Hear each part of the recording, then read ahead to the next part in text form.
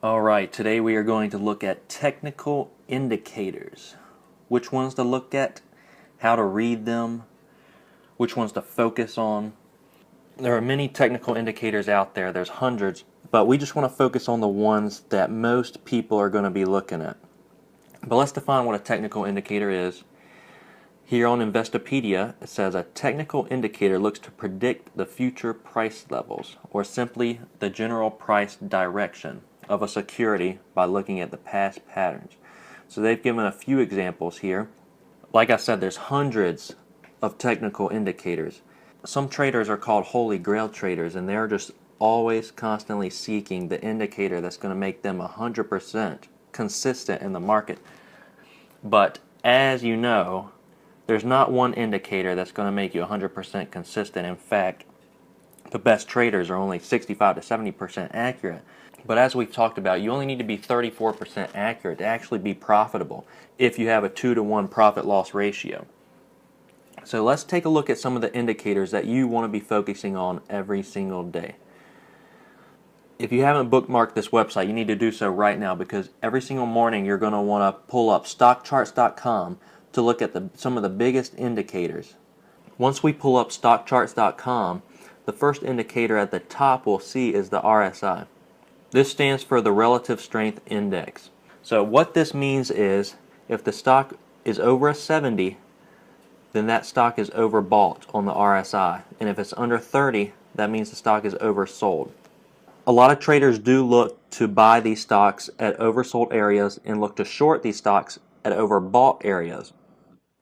I will tell you that most of the time you will want to use this indicator as an area to know when to get out of a stock if you're long, or mostly when to short a stock, because most of these penny stocks are all going to head back south anyways. And so when they're overbought, it's great areas to short versus just buying when they're oversold, because not all the time they're going to bounce back. Most all these companies are going to fail. So even if they're oversold, that's not the best indication that it's going to have a bounce. So let's look at a few examples of stocks being overbought and oversold on the RSI. This is RGSE here. It's a solar company. Now this stock has a low float, so it moves very quick.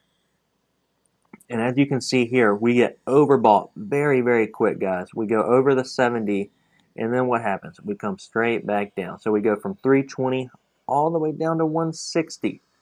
And if you look here, when it's oversold is when it starts bouncing back, starts bouncing up. The reason that traders start buying when they're oversold is they're thinking that they're getting this stock at a bargain price, a cheaper price than what's normally available. Let's look at a few more examples. This is MTBC. Now we have a few examples of this. When we get overbought here, and we start heading back down, then we start getting oversold, and then we have a bounce back. It goes back, overbought, over 70, comes back down, and then we get overbought again, goes back down. All right, and IZEA, we get overbought over 70, then we come back down. CLSN, we jump up to $6, come back down. INFI, we get over 70 on the RSI, we come back down. So this works very consistently. You want to look at the RSI on most all of these stocks, as it's a great indicator just for understanding the direction of where the stock's going to go. So now let's talk about a couple more indicators. The 50-day moving average, the 200-day moving average, and the 13 EMA. Now you might be asking, what do those mean? You can overcomplicate this if you want, but the 50-day moving average and 200-day moving average and 13 EMA are basically just averages from the closing price over a certain amount of days. So over 50 days versus the closing price of the last 200 days. The only reason that the 50 moving average, 200 moving average, and 13 EMA are even important is because other traders think they're important.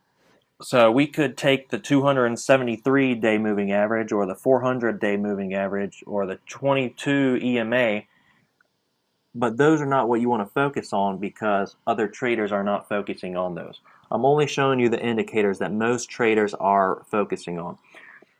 Understanding what most traders are looking at will help you succeed in the markets. So for each stock in your watch list, you want to look at the 50-day moving average, the 200-day moving average, and the 13 EMA. Now let's look at some examples of how those work. So if you look on RGSE, we have a downtrend, downtrend, downtrend. The stock is bearish under this 50 DMA, and then it gets above it. The 50 DMA was acting as a level of resistance, and now it's acting as a level of support. And so we get over the 50 DMA, and now we're consolidating over it. And the 50 DMA is now serving as just a concrete level of support. And then we get news that comes out. Looking at this, we're above the 50 DMA and 13 EMA. And now we have room to run up to the 200 DMA. So the company comes out with news, and we get this huge volume spike, pushing the stock all the way up to 320. This is a way to predict when news is going to come out, is when stocks go from bearish to bullish. Let's look at a few more. MTBC. We get over the 50 DMA. That serves as a level of support now. We're over the 200 DMA, 50 DMA, and over the 13 EMA. And the stock consolidates, consolidates, consolidates. We come out with a press release, and this stock is off. Very bullish, very bullish. IZEA. We're under the 50 DMA. We're under the 200 DMA. Now let's pop up the 13 EMA. The 13 EMA is not going to automatically come up on stockcharts.com, so you'll just enter it in here, exponential moving average, 13. And so on IZEA, we're under the 200 day. We're under the 50 day. We're under the 13 EMA up until September 13th or 14th. And then we pop above the 13 EMA and 50 DMA. And now we're showing bullish signs. And so the company sees this. They come out with a PR. Tons of volume starts coming in. We jump up. Looking at IZEA, the 50 DMA gets hit once as a level of resistance, gets hit twice, gets hit 3 times, gets hit 4 times, 5 times. And once we break above it, now it becomes a level of support. CLSN, we're under the 50 DMA, we're under the 13 EMA. We touch the 50 DMA once, we touch it twice, we touch it 3 times.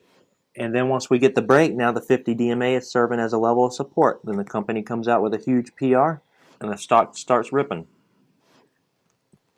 AEZS, we're under the 200-day and the 50 DMA. We get above the 50 DMA, the company comes out with some news. So you guys, this is very predictable.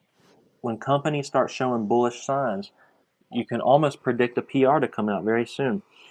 And we get over the 200-day moving average for a little bit, we come back down, but now the 50 DMA is holding up as a level of support. We're looking at AEZS to actually continue running on up because now it just broke above the 200-day moving average.